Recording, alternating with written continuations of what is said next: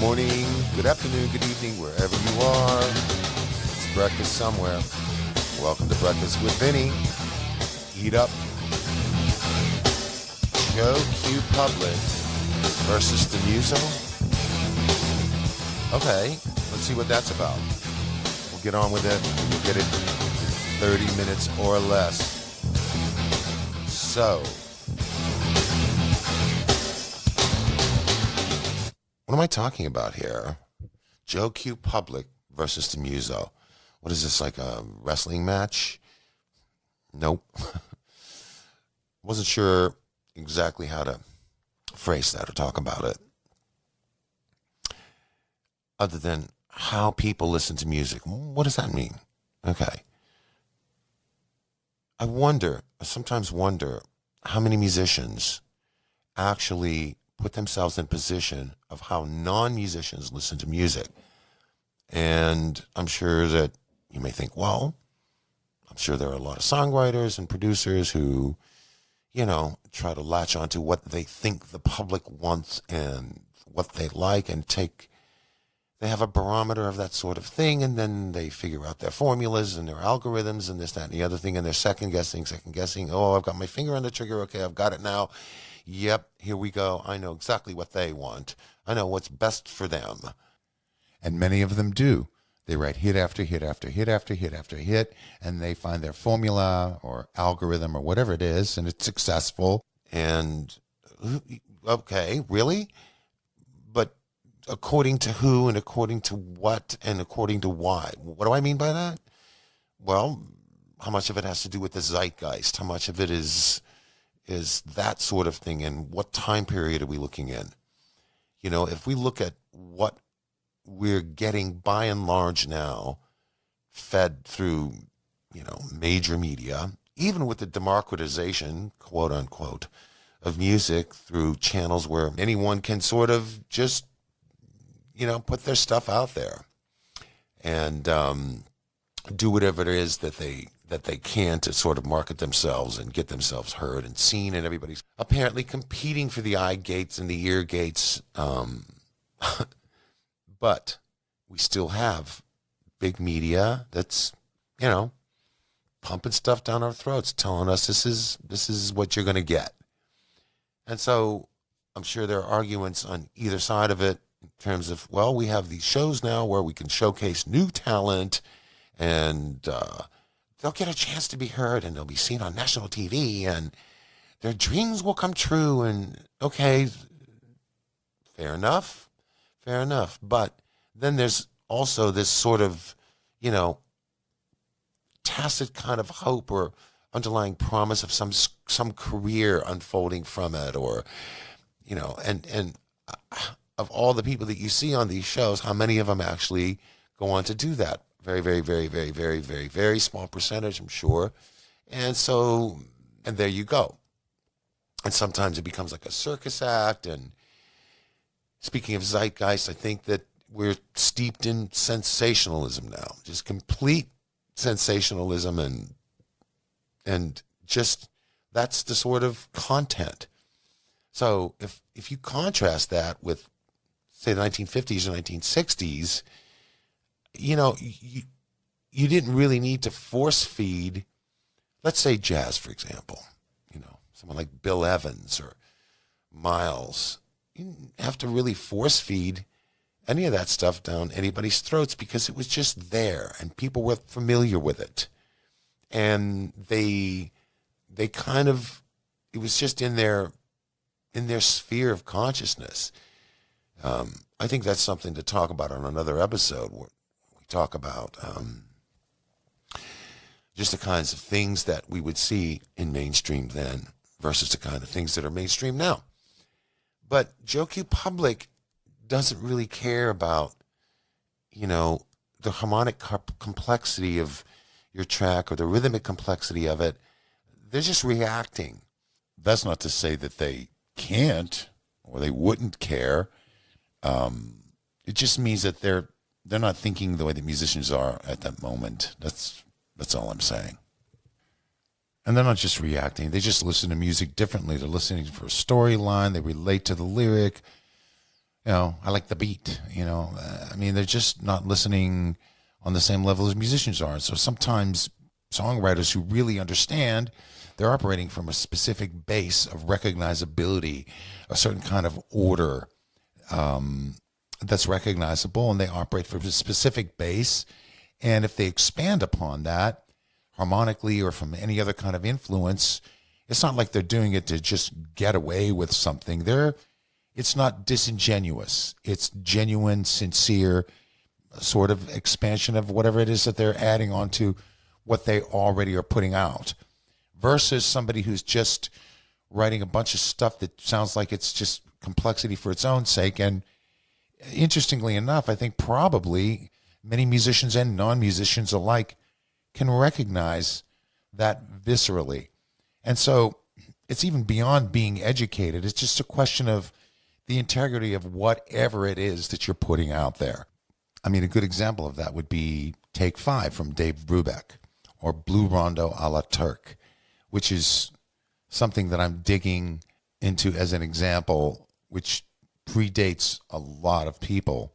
But no matter, I think it's a good example that just popped into my head, whereby those things were made accessible to people, and people were exposed to and understood 5/4 time, and time in 9, and they injected those elements in a recognizable way. So really, I think that in terms of perception, I mean, I've seen it time and time again where people can get used to just about anything. I think that they can just get used to it. They didn't care if some of the best songs in the 60s were done with click tracks or they weren't done with click tracks, or if they were on the grid or if they were auto-tuned or any of that garbage. They didn't care. They just heard a great song, they liked it, and they heard it over and over, and they didn't hear mistakes, and nothing really grated at them that was so wrong because the tempo was so bad or the tuning was so bad or whatever other kind of parameters you could impose on it, that they complained and asked for their money back. And as a musician, I know that many of us who have gone on to become professional musicians could probably say the same thing. We really didn't care. And it didn't affect our ability to develop professional skills because we grew up with records that were that imperfect. They really weren't. They're just what they are. And they're just different. And people could get used to all sorts of things. And, 80s music, when everything was very, very, very sequenced and tight, and musicians had to play really tight with sequences, and otherwise they get sampled or just cut to. I know some musicians that would tell me, man, I tried to go in and do a track the other day, and I couldn't tune my guitar to the track because the samples were so out of tune. But there was an audience that got used to hearing that as well. And yes, things are contextual, but I'm just making a point that all of those elements that are that different just really didn't affect people in a way where they suddenly said, hang on a second, I'm listening to all this sort of metrically perfect stuff, and now I'm hearing all this really loose stuff. And I'm sure that people weren't thinking along those lines. I would highly doubt it. I just think that trying to second guess people and beat them at their own game is just kind of futile. I think that if you do that, then you end up with algorithms. Now we've got, to me, a lot of really what I hear in mainstream, pop music and things like that it just sounds like one big algorithm in various genres. That it's just one algorithm. It sounds like the same song over and over and over and over and over. I can't really discern much of a difference. And so if you're going to do that, then that's what you're going to get. And really, and people just take it, but that's what they're fed. They take it, but they're fed that. And if that's what you're fed, then, well, okay, maybe you don't know any different. They haven't been exposed to a higher standard through mainstream media.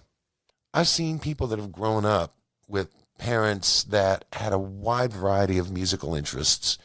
And so they were, I mean, there was no filter there. Regardless of where they grew up, it was just, they heard everything. And then they gravitated towards what they wanted to gravitate toward and at least appreciated everything. And, you know, I've seen it happen. I've seen it happen more than once. And so just, if you give the people that many choices instead of an algorithm, then they'll respond. Even back in the 60s, when I was too young to even be doing gigs and out there playing professionally, I was still a kid. I mean, I just know that the stories of all these concerts that were going on, and they would just sort of put these bands together on one bill that were just so contrastingly different that everybody liked it. Nobody asked for their money back. They liked it. It's all perception and conditioning. I was once in a restaurant in Italy with my friend. We were doing a record there. And it was an amazing Italian restaurant. And we suddenly were sitting there eating, and I stopped and I said to him, I can't believe it. They're actually playing Bill Evans, and nobody's leaving, and nobody asked for their money back. And they had a compilation of rare Bill Evans that they were playing in the restaurant, and all was well. It was wonderful. It didn't sound like a nightclub. It didn't sound like many times today if I go to a restaurant, it sounds like a club. Going to a hotel lobby, sounds like a club. Going to a hair salon, sounds like a club. You're always in the club. I don't want to be in a club, you know? I don't want to be in a freaking nightclub now, okay? I'm in a restaurant, or I'm wherever I am. And it's just the most hideous form of musical wallpaper. It's just ridiculous.